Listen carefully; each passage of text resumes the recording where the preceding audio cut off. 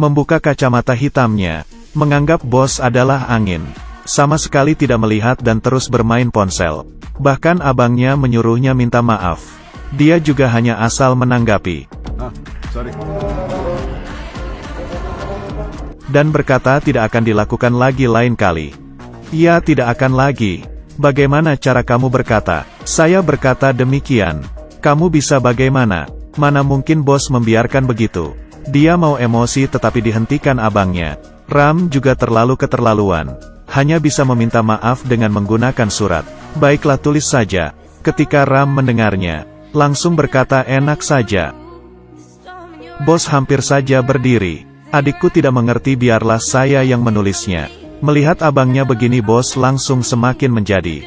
Tidak ada gunanya hanya minta maaf. Harus berlutut dan menjilat sepatuku. Ram marah mendengar hal itu. Langsung merobek surat minta maaf. Sudah saya katakan untuk tidak menulisnya. Apakah kamu tahu siapakah bos kami? Pergilah kamu. Jika ribut lagi akan kupukul mati. Dik, apakah kamu tahu siapakah saya? Siapakah kamu? Saya adalah bos preman. Pergilah kamu.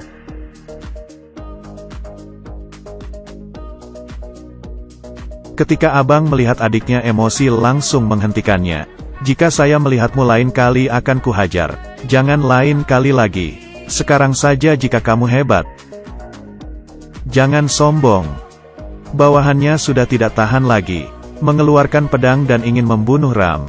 Berhati-hatilah kamu. Setelah selesai berkata, langsung kesabaran Ram habis. Bisa menggangguku tetapi jangan mengganggu abangku. Wow.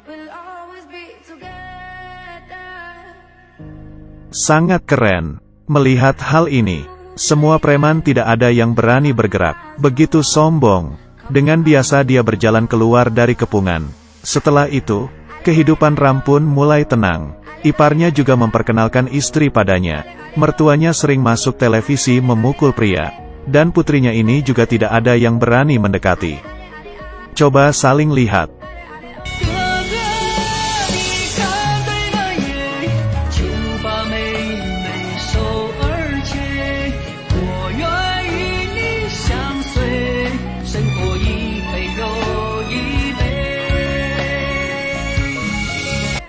Kedua pihak ingin memastikan pernikahan ini.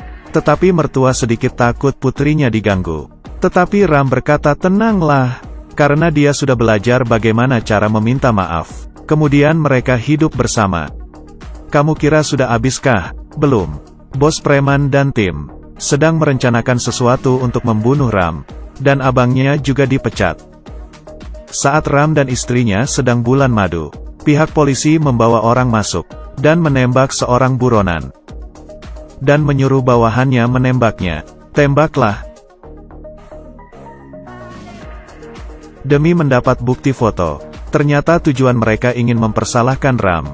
Agar Ram dan sekeluarganya ditembak mati. Setelah mengetahui keluarganya ditangkap, Ram langsung bergegas kemari. Polisi langsung menembak di depan Ram. Ari. Di saat semua sedih, Ram melihat bahwa keponakannya tidak mati. Bukankah ku dengar tidak boleh mengganggu keluargamu? Saya mau coba mengganggu, apa yang bisa kamu perbuat? Dengan sabar dia mengangkat abangnya, dan meminta tolong pada polisi agar melepaskan keluarganya. Dan akan meminta maaf pada bos preman. Dan berkata pada bos preman tidak akan lagi. Tetapi polisi tidak berencana melepaskan mereka. Ram pun meminta tolong lagi. Tetapi polisi tetap menyuruh bawahannya menembak.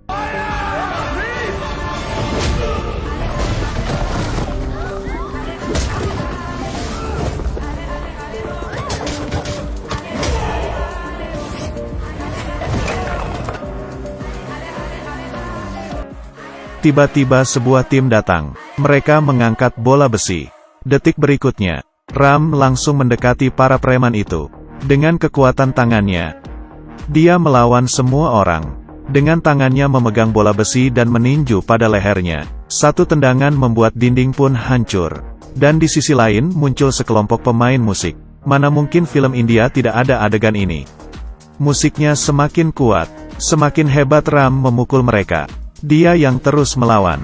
Tidak memperhatikan dua preman yang menyerang dari belakang. Tiba-tiba, dari kejauhan muncul tembakan. Muncul tentara yang baik. Membuat polisi jahat itu terkejut. Seorang pria berpakaian kuning datang. Berjalan maju dan hormat pada Ram. Semuanya terkejut melihat adegan ini. Iparnya langsung bertanya pada Ram. Ternyata lelaki tua itu adalah komandan lokal tertinggi. Tidak lama kemudian abangnya dipindahkan ke sana. Ada sekelompok teroris di sana. Kekuatannya dapat bersaing dengan tentara. Sering menggunakan kekerasan untuk mengganggu pemilihan pemerintah. Baru saja kemari, sudah ketemu hal begini. Hasilnya sudah kita ketahui.